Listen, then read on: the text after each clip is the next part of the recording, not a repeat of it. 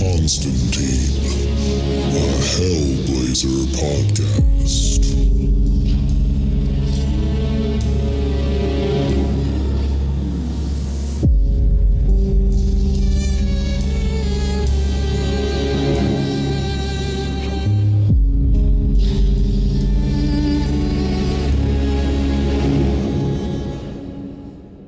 Hey everybody, and welcome back to John Constantine, a Hellblazer podcast. Today we are reading issue number 176, and just a little catch up on what happened in the last issue. Last time we started the Mike Carey run of Hellblazer, and it started with John returning back to England. And the first thing he did when he got back was go visit his sister Cheryl, and she and her husband were living in an assisted housing building, and it seems like a pretty rough place because as John got there, we saw someone had hung himself and police were on the scene. And it turns out that at this specific building, there had been a lot of deaths. Some of them seemed like they were actual killings, and others were kind of like the suicide. But something definitely is going wrong. But that's what John learns about later. First, he has to visit Cheryl and tell her that he is not dead because they all thought he was dead from Brian Azzarello's arc. So Cheryl, his sister, is very angry that he is not dead because they were literally like, he's dead, you know, we mourned him and everything, and then he came back. So, and part of that anger is also because their daughter Gemma, who's really into John as an uncle and as like a figure to look up to, ran away because she was upset, and she's kind of doing her own thing. She sends postcards every now and then, but that's it. So after John talked to Cheryl, he went to a diner, and while he was there, he met a waitress named Angie, and he asked her about the area and all the crimes that had happened. So she filled him in on information, but I think she was also kind of hitting on him. She knew who John was, and it seemed she was into magic as well. And it seemed like John was flirting with her a little bit, but he really didn't want to have anything to do with magic or teaching her or anything like that. But because of their conversation, later that night, Angie went to the building that Cheryl lives in, and in the courtyard, she thought she would figure out maybe what was going on in the building by using science, which she called the new magic.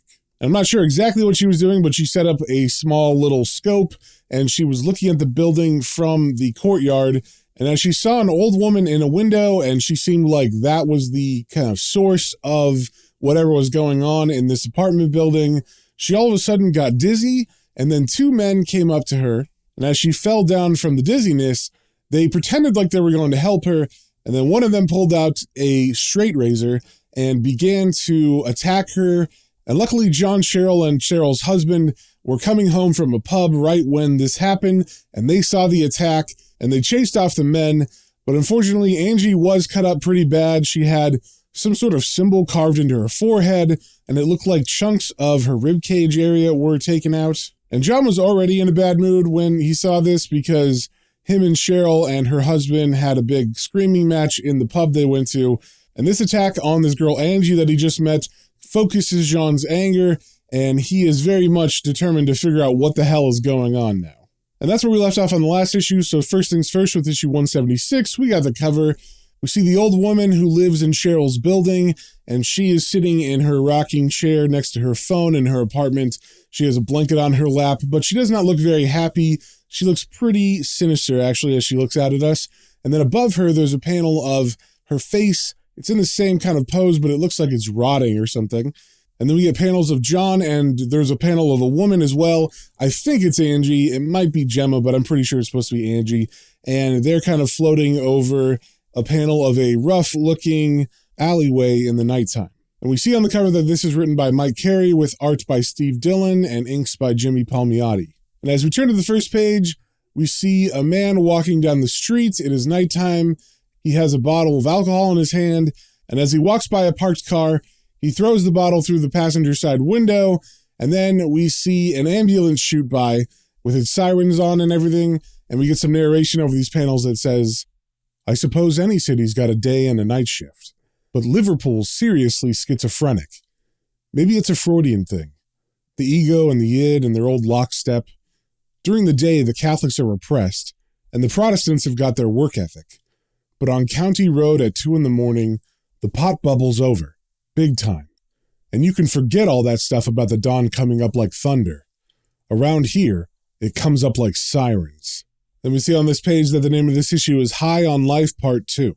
Then we turn the page and we cut to the emergency room where we see John, Cheryl, and her husband Tony sitting and waiting. And Cheryl is saying to John, "You might as well come back and get some sleep, John. You can always leave our phone number." And John, who is smoking inside of a waiting room in a hospital, replies, "Nah, you go ahead. I'll wait and see what they say." And then Cheryl's husband Tony says, "Shouldn't have been out by herself that time of night anyway. It's just asking for it." Then we hear a doctor say, "Mr. Collier?" And he was saying this to Tony, and John looks over and says, "No, that's me. What's the score?" And the doctor answers, "Well, we've got her stable, but her condition is still serious. She's lost a lot of blood, not to mention actual flesh." And John looks at him very surprised and says, "Come again? You mean they cut bits out of her?" And the doctor answers, "Yes. The wound pattern is the one the striptease killer uses. The police are coming down to interview you all." And of course, John doesn't know who the striptease killer is or anything because he's been in America, so he says to the doctor, "Look, I've just stepped off a boat, mate. Assume I haven't got a bastard clue what you're talking about and start again." And the doctor says, "Well, 8 young women have been murdered in the past year, mostly strippers and prostitutes. The killer uses a straight-edge razor." And John says, "Okay, tell me about the flesh." And the doctor answers, "The wound pattern is very consistent. A paring of flesh from the palm and one from the cheek, and a larger excision from the left side of the torso, close to the heart. Thankfully, you interrupted the attacker before he could complete." But John cuts off the doctor and says, "Public phones, where?" But before the doctor can answer, Cheryl pulls out a cell phone and says, "Here you go, John. You can use my mobile." And John says, "Thanks, Cheryl. I'll see you around yours later." And then he gets in Tony's face, but he's still talking to Cheryl as he says, "But hang this suit full of bugger all back up in the wardrobe first, eh? Staying out this time of night, he's just asking for it." And then he walks off, leaving Cheryl, Tony, and the doctor watching him walk away. Then we turn the page and we cut to a phone ringing, and there's a clock by this phone that says 3:27, so it's the same night. And we see a man who looks like he just woke up answer the phone, and he says, "It's 3:30 in the sodding anti-meridian. Whoever you are, your organs of generation are hanging in the balance. Speak." Then we see John on the other end talking into Cheryl's mobile phone, and he says, "You couldn't find a balance big enough for my balls, Watford. Are you ready to play Investor Fuckwit Investigates?" And I don't know if you remember, but Watford is actually from the Warren Ellis run of Hellblazer that was before Brian Azzarello's. And so it seems like we're bringing his character back. He was a police officer that John knew. He didn't seem like the best guy ever. He seemed very corrupt and potentially perverted, especially when it came to female victims. But he does come in handy to John when he needs some information about any kind of crimes that have been happening. And upon hearing John's voice, Watford sits up straight and he says, "Constantine, Interpol have got you down as dead. If you're phoning for directions, move towards the light." And John jokes back, "Can't. Your fat arse is blocking me view. Distinctive pattern of wounds. Hand, face, left torso. What does that say to you?" And Watford, looking annoyed, answers, "I'm in robbery, Constantine. Why would I know?" And John, who also looks annoyed, says, "The same way you knew I was dead. Don't piss me about, all right? What have you got?" And Watford answers, "Very well. We had a fair bit of it a year or so back. 17 victims, all female, mostly tarts. Weapons, plural, were straight razors. No sign of any sexual assault, which is a bit of a novelty.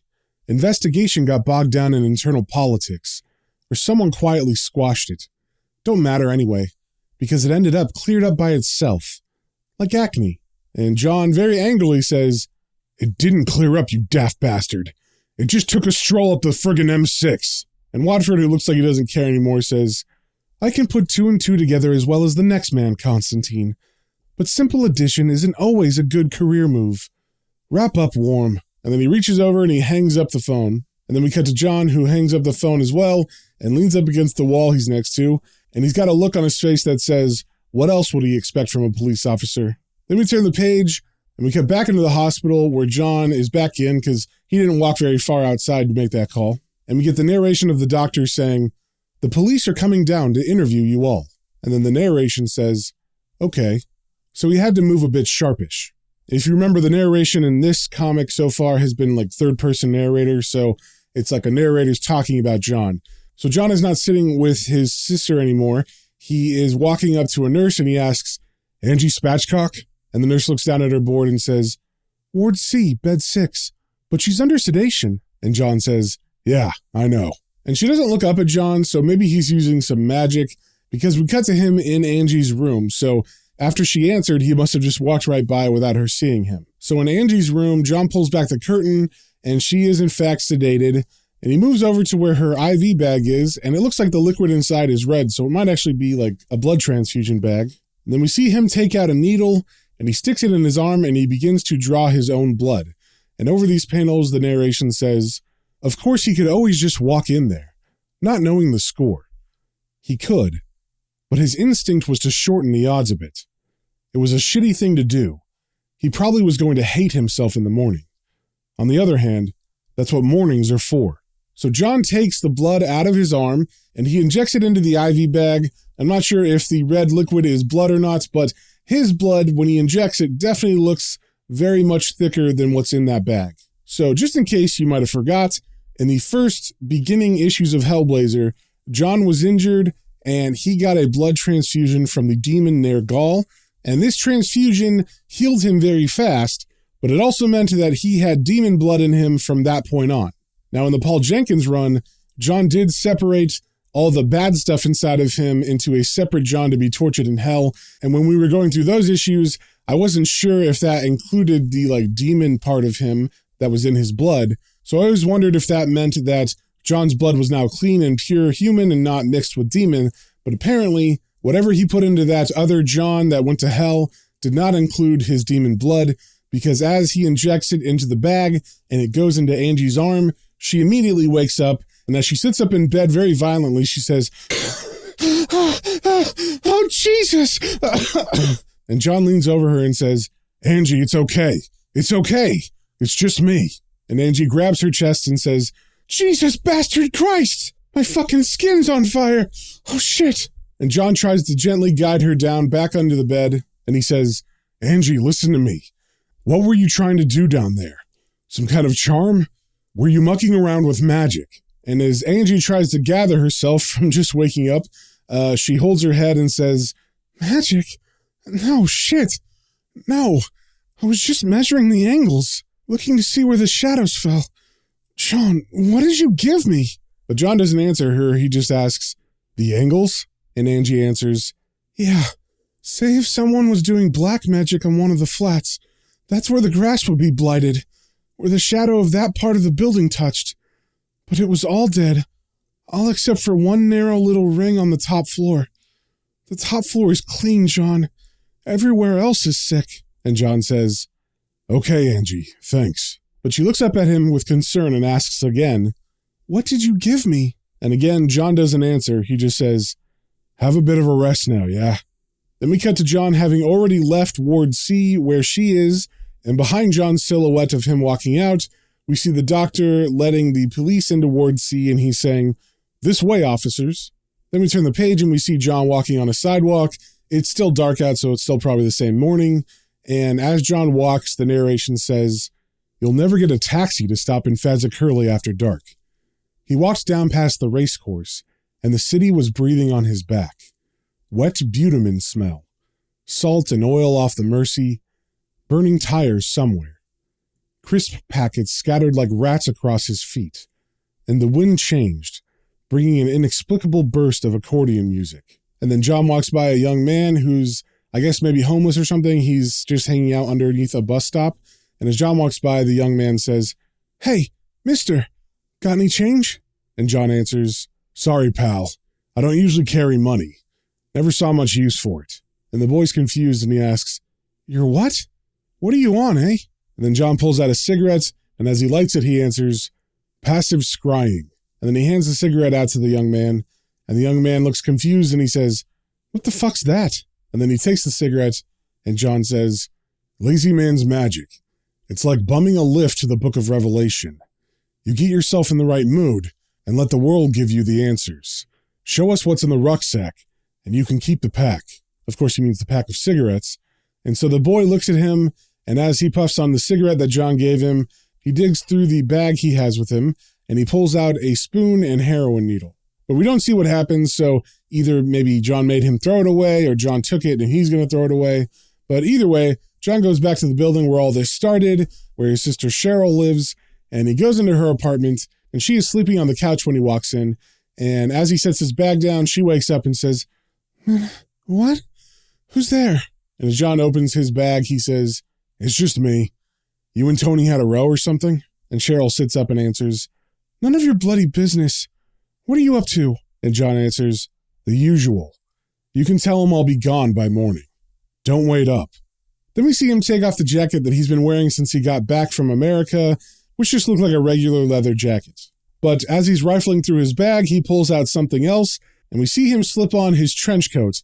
Then we turn the page and we get a full-page splash of John walking up the stairs of this building in his trench coat, looking super badass, of course, because he's going to take on that lady on the top floor. But when he gets to the top floor, the door to her apartment is open, and the narration says, "When he found the door open, the first thought that crossed his mind was that they'd already scarpered." But then we see John go to the door opening, and as he looks in, he sees the old woman sitting at her dining table, and it looks like she's prepared tea and biscuits for them. And before John says anything, she says, "Come along in, Mr. Collier. I've got some tea brewed." So John walks in, and as he gets to the table, he says, "Well, it's been a fucking surreal night, but this takes the biscuit. No pun intended." And as the old woman pours some tea for John, she looks at him disapprovingly and says, "I won't be having any language, Mr. Collier. How do you take it?" Oh, and just in case you forgot, the reason why the doctor and this old woman are calling John Mr. Collier is because that's the, I guess, secret identity he's going under for now. Because he doesn't want everybody to know that John Constantine is back in town yet. So as the old woman pours tea for John, she asks, "How do you take it?" And John replies, "Actually, I've taken about as much of it as I'm going to. That's why I'm here." And she hands John a cup of tea, and she has a bit of a menacing smile as she says, "Well, the sugar's on your side of the table. Use it sparingly, though. It's castor. I've got a bit of a sweet tooth." So John takes the mug, and then he sits down at the other end of the table, and he says, "All right, Gladys, we'll play it your way. Just tell me, is it you that's got the habit, or is it the two fuckers with the barbershop razors?" And at the mention of razors, Gladys kind of feigns sadness and says, "Oh dear, I do pray for those poor girls, Mr. Collier. They're fallen women, but Lord knows it's not for me to cast the first stone." And as John takes a sip of tea, he sarcastically adds, "Or make the first incision, as it were." And at that quip, she gets kind of angry, and Gladys says, "But that girl tonight, well, that was different. She was snooping. We've got a right to protect ourselves as a family. I'm sure you see that." And that angers John, so he stands up and he says, "Okay, now we know where you stand. You're a mad old bat, and you make a piss-awful cup of tea. Now, where do you keep them?" But Gladys pretends not to know what he's talking about, saying, "I'm not sure I take your meaning."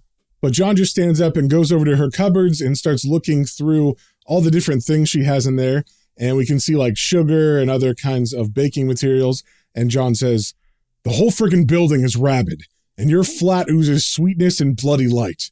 You must think I'm a pretty dim bulb, darlin'."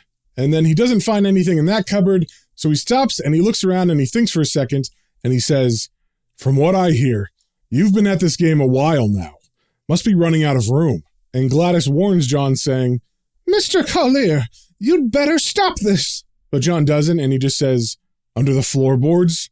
Nah, you'd want them where you could get at them." And then he rushes for another door in the room, and as he does, she says, "No, you stay away from there. That's mine." And that gives it away, so John says, "Ah." And then he opens the door, and it looks like another bigger pantry, and inside there are a bunch of shelves that have jars on them, and the jars are filled with some sort of liquid and bits of skin.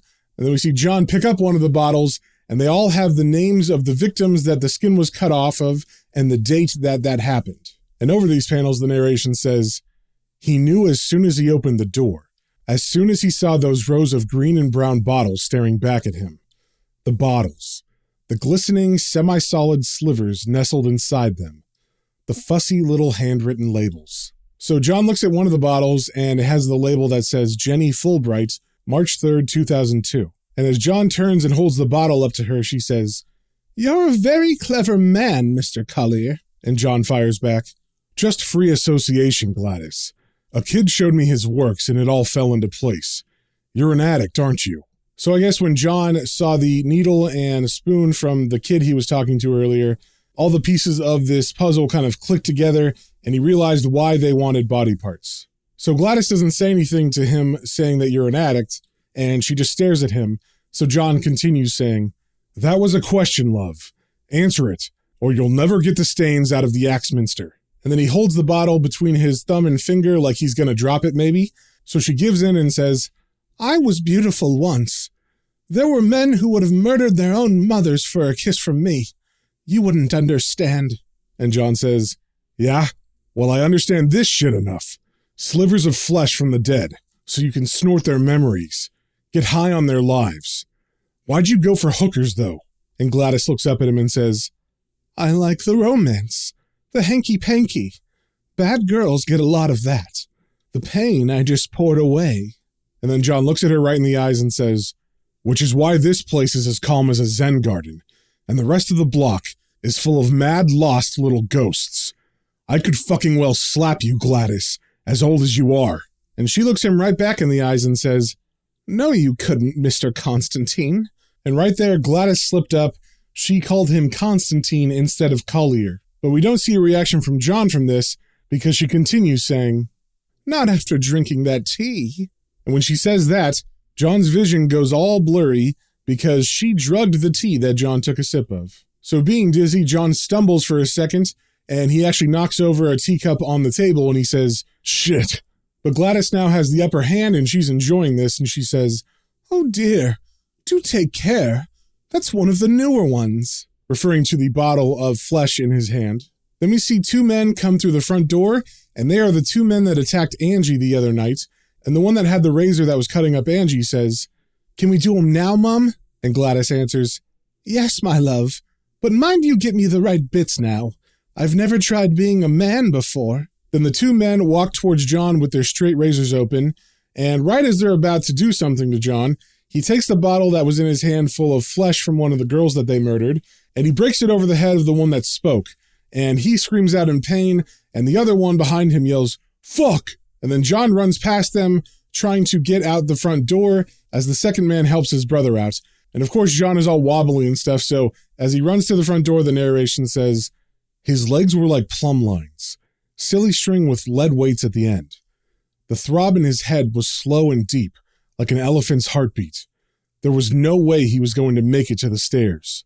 Then the second brother, who wasn't knocked down, grabs John by the hair, and he pulls his head back like he's going to slit John's throat, but just as he does that, John reaches the threshold of the door, and he puts his hand on the edge of it like he's trying to pull himself out, but what we see is that his hand smears the markings that were all along the border of the door. If you remember last time, when John first got to this apartment, he could definitely tell this was the door he was looking for because it had all these sigils and magic markings that were written along the outside border of the door. But the man who's got John by the hair doesn't notice that, and he just throws John back into the apartment on the ground, and he says, now, you smart-ass little fucker. And then John looks up at him and says, yeah, now. And all of a sudden, Gladys begins to scream out in pain, and then we see strands of what looks like ectoplasm shooting towards her. And as she writhes in the air, we see the ectoplasm going in her mouth and her eyeballs. And the son that was attacking John looks up and says, Mom, what's the matter? But the mom doesn't answer him. She's saying to the ectoplasm, no, it wasn't me that hurt you. It was that boy. Don't, please don't. And then there's a sound effect like she's choking. And then the son who called out to his mom looks down at John and grabs him by his collar and says, what have you done to her? What have you fucking done to her? But John is still in the effects of being drugged, so his eyes are shut like he's about to fall asleep as he says, work it out, sunshine. Introductory Voodoo Lesson 1. And then he weakly lifts his hand, and we can see the smear from whatever was painted around the door, and he continues saying, you don't keep ghosts out with a fucking deadbolt. And by this time, Gladys has fallen to the floor, and she's still writhing, and she looks much older, like as if the ghosts are stealing her life force. But all of a sudden, she becomes lucid, and she looks over towards John, and she yells out, Trade, Domine, Scrape. And with that, her eyes roll back into her head, and she looks like she's dead. And I don't really know what those words meant. Probably John does, but he's all drugged at the moment, so we'll have to find out later on. But in the meantime, the son who was attacking John is just staring at his dead mother on the kitchen floor, and he says, "Mom? Mom!" And then he gets really angry and he kicks John in the head, and then he bends down and grabs John by the hair again, and he brings John's face close to his, and he holds the razor up in his other hand next to John's cheek, and he threatens saying, "I'm gonna lynch your fucking eyeballs like boils! I'm gonna feed you your own dick, you bastard!" And to this, John just looks at him very calmly, probably because he's drugged, but he does fire back saying, "Going to be a neat trick with a fractured skull." And just as he says skull, we see Angie appear behind the man, and she smacks him in the head with an iron. And the man falls down to the ground bleeding profusely, and he's not moving. And as John struggles to his feet, he says, "Thanks, Angie. Nice to see you up and about again." And as she drops the iron on the ground, she says, "That's down to whatever you spiked my drip with. Where's the other one?" And as John wobbly stands to his feet, he says, "In there. He had a close encounter with a broken bottle. He stayed down, so I reckon I got lucky." And then he reaches in his coat pocket and he pulls out a cigarette, and as he lights it, Angie says, "Smoking's a filthy habit." And John replies, "Yeah, I know. Be the death of me, etc. If I'm lucky." And then John bends down to check the vitals of the man who was attacking him that is bludgeoned on the ground, and Angie asks, "So what was it all about? Do I get an explanation?" And John answers, "Course you don't, love. This is life, not Cluedo. You figure it out for yourself, or you don't play." And then he looks up at her and smiles and says, "But if I'm ever looking for a teenage sidekick, I know where to come, don't I?" Then we turn the page, and we cut to John on a train, and there's a text box that says epilogue. And as John is sitting in his seat, we see one of the train attendants pushing the snack cart, and she's saying, "Drinks, sandwiches, snacks." And John pulls out some money and says, "Give us a beer, love." So she gives him a beer. Then we see him set the beer down, and then he reaches in his coat pockets and he pulls out a stack of postcards, which are the ones that Gemma, his niece, sent her mother. And then he gets a very determined look on his face, and over these panels the narration says, "Thinking about it afterwards, he realized that was cruel." And it's talking about what he said to Angie about being a teenage sidekick. And the narration continues, "Cruel and probably pointless. It's either in your blood or it isn't. If it is, a million charmless brush-offs aren't going to knock it out of you." Then John remembers something that Angie asked him before he left, and the narration says, "Where are you going next then?" Angie asked him, keeping it light, keeping it casual. So he told her, "London, because Gladys called me by a name she shouldn't have known, which means she wasn't there by accident.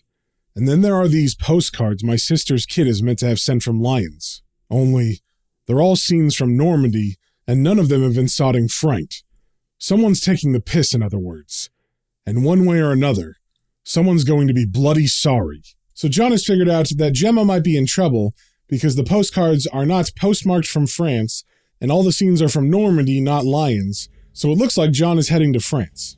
And that, my friends, is the end of the issue. So if you guys have any comments, questions, or suggestions, you can email me at planestrains and comicbooks, all one word, @gmail.com, and we will see you on the next one.